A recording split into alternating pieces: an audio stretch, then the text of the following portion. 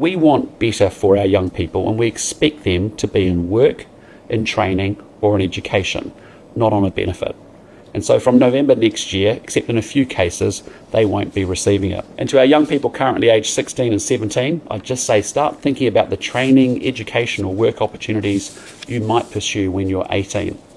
There is a huge range of opportunities out there. It's an incredibly exciting world. But the world doesn't owe you a living, and nor, except in limited circumstances, do taxpayers. Okay, that's it. That's all of my goodwill towards Christopher Luxon used up completely now. I mean, is this guy for real? Let's talk about the world doesn't owe you a living, shall we? Luxon did own 7 properties when he came to power, and he's now sold many of them off.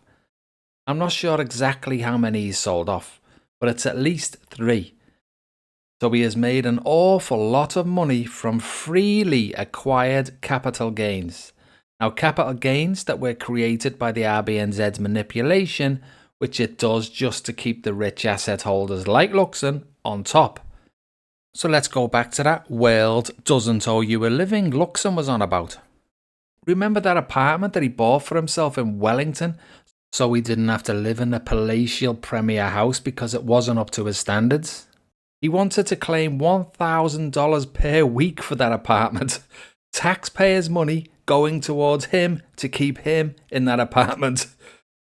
Well, he ended up selling that apartment after the public's backlash made him move into premier house. And it just so happens that Mr. Luxon, you know, the world doesn't owe you a living, Mr. Luxon, changed the bright line test from 5 years to 2 years just in time to save himself about $70,000 in tax on that sale. And do I have to remind Mr. Luxon that since he came to power, the number of jobs available to 18 and 19-year-olds have absolutely fallen off a cliff. He became Prime Minister in October 2023. And who can forget his first priority, which was to reinstate multi-billion-dollar tax breaks to landlords, which he did. But the world doesn't owe these landlords a living, does it?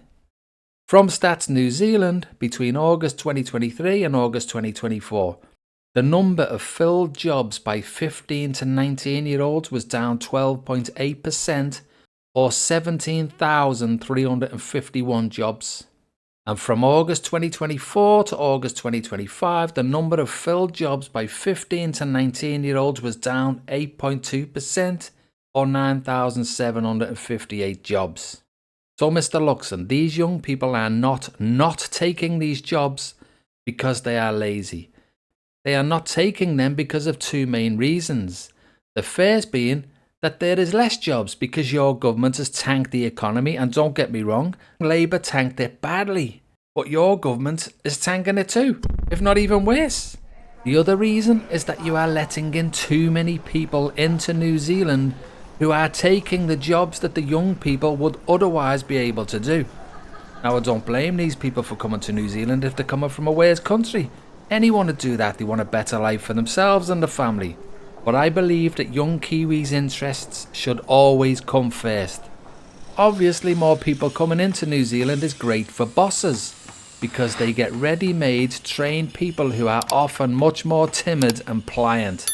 They will very often work for less money and are less likely to complain if their pay is down or if their work conditions are unsafe, because they are on a conditional visa and don't want to rock the boat and be deported. This is the reason that there have been so many horror stories over the years about migrant exploitation in New Zealand. It's far too easy for unscrupulous bosses. So now let's see how many people Luxon has let in between July 2023 and July 2024, and bear in mind that he only took power in October 2023, so is not responsible for all of this. There were 175,600 migrant arrivals of non-New Zealand citizens. And between July 2024 and July 2025, which he is responsible for all of this, there were 114,700 migrant arrivals of non-New Zealand citizens. That's a total of 290,300 people in just 2 years. Now, people have also left, and unfortunately many of them were Kiwis. But Luxon has no direct control over these numbers who leave, but he does have direct control over how many people come in. So these people are obviously taking jobs that young people should be being offered. Luxon is making it impossible for young people to be able to get jobs, and then he's coming down on these young people like a ton of bricks because they are not getting the jobs that he has made it impossible for them to get. And now you've got Erica Stanford.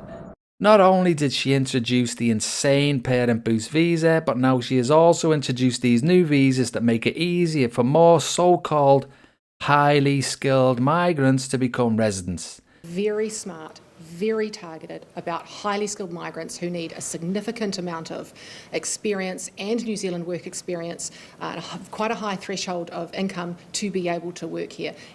These people have to be so highly skilled, which she keeps on saying highly skilled, that they must earn 1.1 times the median wage, which on another video we worked out was not even $60,000. If these people are so highly skilled, then they are being ripped off if that's all they're getting paid. Or is it actually the fact that they're not as highly skilled as Erica is making out? Would she really try and pull the wool over our eyes like that? Surely not. The 100% certified, absolutely correct and moral thing to do is to train young Kiwis up for these roles. This government is going on a full frontal assault against young Kiwis, and what is surprising me is that so many national supporters are supportive of this. Young Kiwis are struggling. They aren't even having children anymore because they simply can't afford to, and they absolutely cannot provide the stability that they know that a young child needs because of the Hunger Games rental market that is being created just to make landlords in New Zealand richer. Personally, I could be a national supporter. I could be a New Zealand First supporter. I could be an ACT supporter. I could be a Labour supporter. I could be a TOP supporter, I could be a Green Party supporter, or I could be a Te Pāti Māori supporter. If that party offered what I believe is best for New Zealand and New Zealanders. Unfortunately though, right now absolutely no party is working for the best interests of all Kiwis. There is an enormous void that is there for the taking. New Zealand needs a leader with a backbone, not just a leader who is swayed by lobbyists. So yes guys, thanks for watching, and keep your chin up young Kiwis, and hopefully these bullies come to the senses sooner or later and realise what they're doing is wrong. If not, hopefully they get replaced by one of the existing parties who come to their senses, or a completely new party gets created that has all Kiwis' best interests at heart and not just the rich's best interests. And failing that, young Kiwis, make sure you stay out of trouble and you're allowed to get into Australia and you get yourself over there and give yourselves the opportunity to succeed. The opportunity that Luxon has stolen from you in your own country. So yeah, once again, thanks for watching guys, and I'm sorry that was a little bit preachy, but what Luxon's done here has really got under my skin. I do not think it's right what he's doing to young Kiwis. They're already getting punished enough. And he has the audacity to talk about the world doesn't owe you a living after all the tax-free capital gain and freebies that he's taken for himself over the years. So yeah guys, please like and subscribe anyway, and I'll see you all in the next one. Cheers for that.